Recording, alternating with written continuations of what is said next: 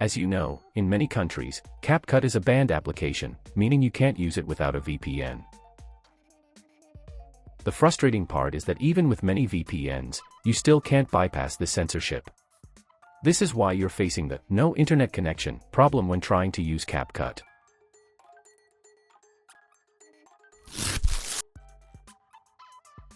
To fix this, open the Google Play Store and search for the Secure VPN app. Then, install the application.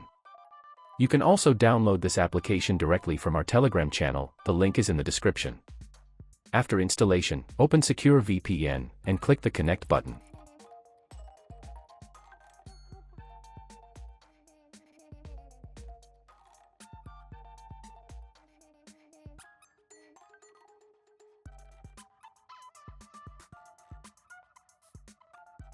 Once connected, you're all set.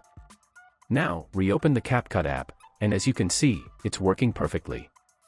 No more "no internet connection" error message to worry about. That's it.